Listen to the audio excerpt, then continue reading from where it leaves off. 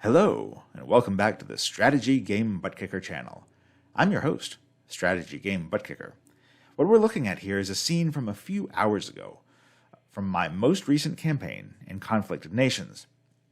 If you're following this channel, you will know that I was invaded by Romania. I'm playing as Germany. I was invaded by Romania, and they had a decent convoy with, I think, 3 tanks and 7 infantry headed for my capital.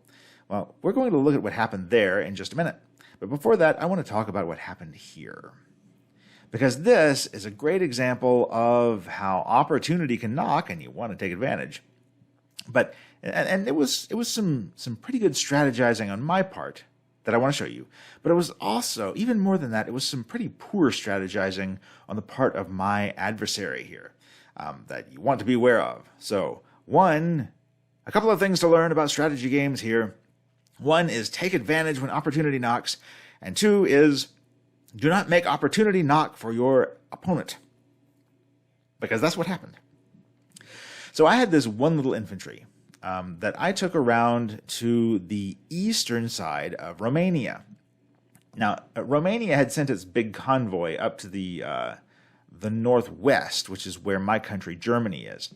I had been fighting their ally, Serbia, over to the west, due west of their country. So I expected that probably all of their army, all of their military, tanks and everything, would be either headed toward the north,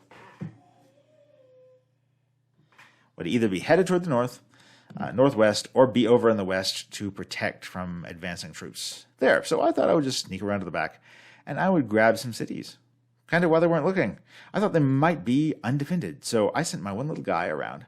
And this is the first one I came to. It is the easternmost city in Romania. I can't pronounce the name. It's like Suceava or something. So I came around this way. But when I got close, I noticed that the city was actually defended. It had infantry. I couldn't tell what the infantry was, what exactly was going on. But, I decided I can't take it. I have one little infantry here. It isn't even at full health. There's no way I'm taking Suceava or whatever it is. So I just backed out, and I was going to go around and just kind of piddle around here and take some little provinces that are almost certainly not defended. Well, I go back an hour later, something like that, and I notice, well, now I know what the guy had there. He had 1 infantry, because he's leaving the city.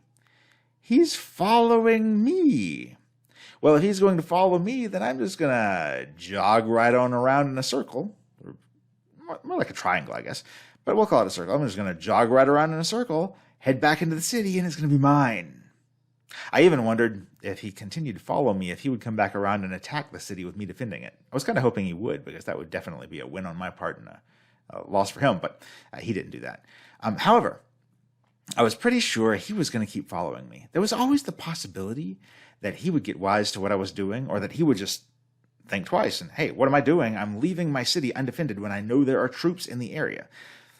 But nope, he didn't think that way. And in fact, so this is Suceava now. My little guy is there. He did not come around and attack it. I guess he thought better about that. But that's an example of don't give your opponent opportunities they wouldn't otherwise have. Think about what you're doing before you do it. And if your opponent gives you an opportunity, be ready to jump on it. It's another one of those, like I was talking about in one of my recent videos, being willing to change with the times and figure out what you want to do. Fly by the seat of your pants. So I was flying by the seat of my pants, and it was actually a little bit nerve-wracking because I was about to give my daughter a nap. So if it didn't work, if I was coming around and he came to his senses and went back into the city, I was just going to lose this guy. Which, I mean, it's 1 infantry. It's not the end of the world, but still, when you're in a big war, you don't want to lose troops unnecessarily. But I really had a hunch that he was going to follow me at least far enough that when he realized I was headed back for the city, he wasn't going to be able to beat me there. And it turned out I was right. So what is happening with this war overall? Well, I am right now invading their capital. Let's see, what's the capital's name? I don't remember.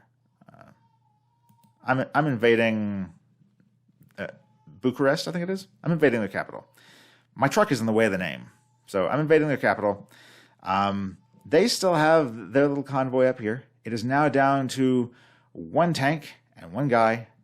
The guy's almost gone. The tank's really almost gone too. They're not going to last, I think, another round. And I have this going here. So we're taking away their cities. It has turned out that Serbia is not completely dead, which I already knew. They moved their little National Guard troops out of the way when my troops were coming in. So they're moving back into Sofia. Yeah, it's still a big messy war. Hopefully nobody else is going to get involved. I'm still waiting to see. Egypt is involved, and they've been attacking me with air superiority jets and some helicopters. They've lost their helicopters. I think they've lost their jets too. But I wouldn't be surprised to see if they try to land some troops around in here. You probably hear my baby crying. So they may land some troops around in here, or maybe not. I don't know. Still have yet to see if Greece is going to get involved. I kind of hope they don't. I also hope that Kazakhstan doesn't get involved, because that really complicates things even more. Right now, it looks like Romania is sending some infantry to defend here. I don't think that's going to work out well for them. I think they're still going to lose Bucharest and all their infantry. So thanks for watching. I hope this was enjoyable information. I hope it was as enjoyable for you to hear about as it was for me to tell about, because I enjoyed that. Please like, share, subscribe, return, and watch more videos, and watch to see how this campaign goes. We're going to do some more fun things. With this one, as you probably know, we're focusing on armor while at the same time not building tanks. We're doing all armor except tanks, and I'm trying really hard not to build planes. It's hard. It's hard. I want planes. I like planes. I rely a lot on planes. They're really useful. But I want to show that you can still kick butt, even if you don't build planes. If you are not an air player, you can still kick butt, and that's what we're doing. So we'll do some other fun things in the future with this game, with other games. So please subscribe if you're not already. If you know somebody who might find this content interesting, please send it along. And thanks again. Talk to you next time.